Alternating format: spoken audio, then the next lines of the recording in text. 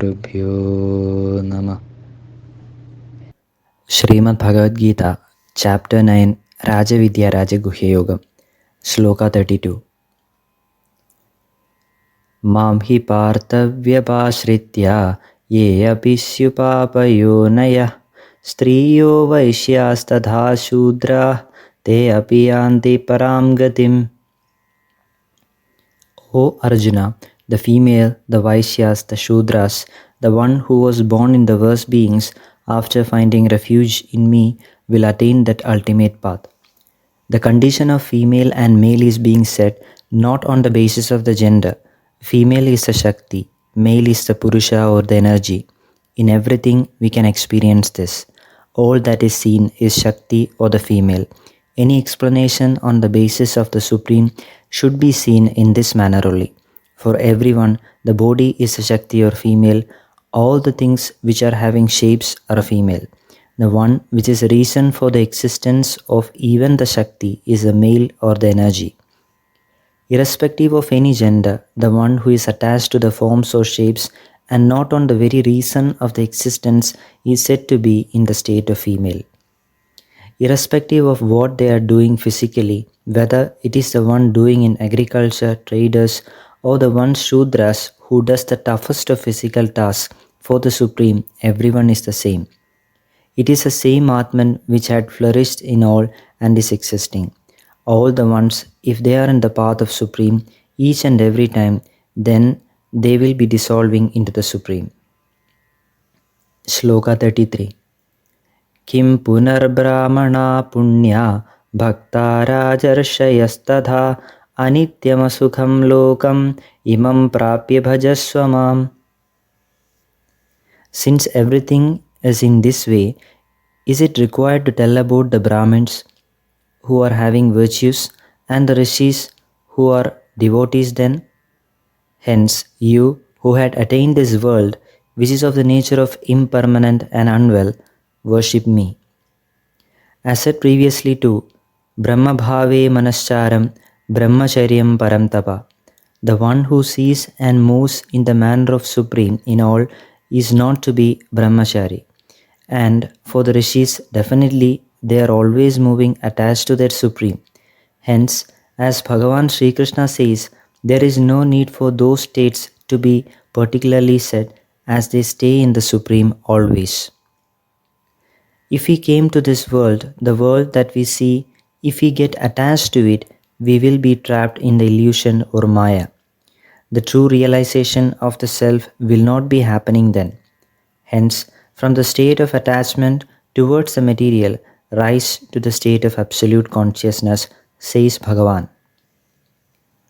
Shloka 34. Manmana bhava mat bhakto madhyaji mam namaskuru mame vaishyasi yuktvaevam atmanam matparayana. Affirm the mind in me, be my devotee, do worship in me, do the namaskara in me. In this way, after accepting me as the destination, the one who affirmed mind in me will attain me itself. Full surrenderance in Guru is the only way towards the realization. One's attachments, desires and vasanas, where one needs to change within the self and how that is possible, the answer to all these lies in Guru only. Because that Supreme sees the state of each and everything that is present here. Towards the reality of Guru, how much distance is there, that is identified by Guru. One who is fully dissolved each and every moment in Supreme will be reaching that destination. When one gets dissolved in the Supreme, automatically there will be some changes happening within that individual. All the actions, the karmas, will happen in line with the nature of the Supreme, and from the moment in the manner of yajna, he automatically moves in everything. Shrimad Bhagavad Gita, Chapter 10, Vibhootivisthara Yoga. Shloka 1. Shri Bhagavan Uvacha Bhuya eva mahabaho shrinu me paramam vacha yatte aham priyamanaya vakshyami hitakamyaya. Bhagavan Shri Krishna told, O Arjuna, Desiring your well-being, I shall tell you these words. Listen to those. When one understands the true knowledge and its movement, one will get transformed internally. In Arjuna, the transformation is happening within the self. That changes that is happening within the disciple is known by the Guru. When the disciple is on the right track towards realization, Guru pours compassion on the disciple. Here, Guru, Bhagavan Shri Krishna is revealing more realities to make Arjuna come to that level of realization. Sloka 2. Name vidu suragana prabhavam na maharshaya ahamadirhi devanam maharshinam cha sarvasha. The devas or the maharshis are not identifying my origin. In all ways, the origin of devas and the maharshis is me. Supreme is ultimate, supreme is everything. For the attainment of the same, one needs to be accepting and understanding that truth. Since the truth is not visible in the material world, one might say that all that is being told is unreal. To the one who is seeing and confirming everything on the basis of the material world, there is a limit to which he can extend in everything that comes across. That limit will act as a restriction to realize the truth. All the conditions originate from Guru and get subsided there itself. Sloka 3. Yo mamajamanadim cha vitilokamaheshwaram asammudha samartyeshu sarva papai pramuchyate. Who identifies me as the one which is undeniably existed, the one who is not subjected to birth, and as the supreme lord of the Jagat, in the pool of humans, he is the one who comes out of false impressions. He will be out of all the sins. He will be liberated from all the sins. The one who identifies the real existence of the Atman, the one who moves always in line with the reality, sees and understands and experiences it as the one which is not undergoing any destruction. The one who identifies this will be coming out of any of the false impressions that exist. The conditions of sins will not be affecting him at all. Through that transformation that he made in the realization of Supreme, all his sins were dissolved. Sloka 4. Buddhir jnanamasammoha kshama satyam damashama sukham dukkam bhavo bhavo bhayam cha bhayameva cha.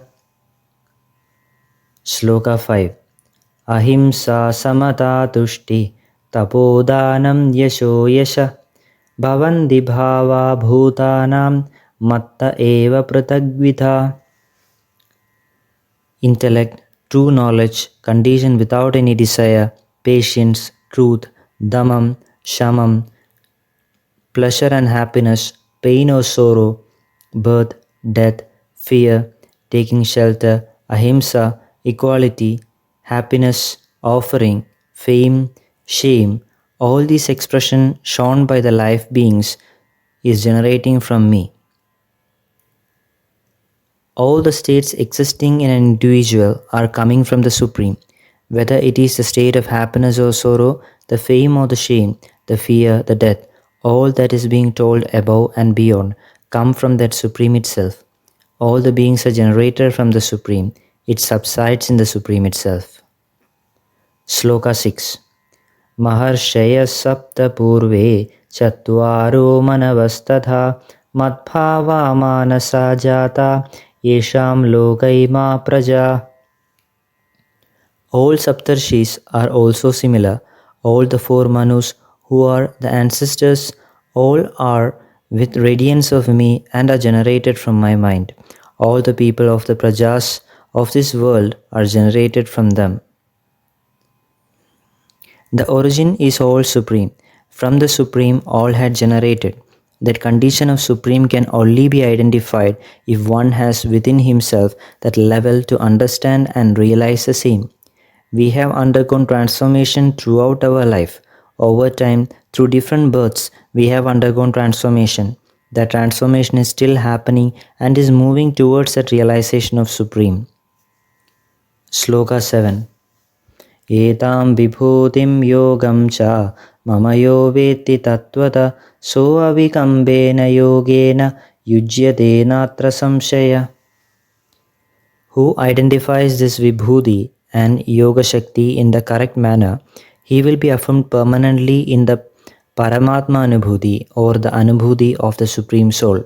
There is no doubt about it. The one who identifies that Supreme and its level, the one who realizes the Guru, he will attain that state of Anubhuti of the Supreme Soul. That state or Anubhuti is the one which can only be experienced. It cannot be explained in any words. It can only be felt. To reach that level, one must be elevated to that state of oneness and completeness. He who reaches this level will permanently stay in that state. Further discussion on the same will be continued.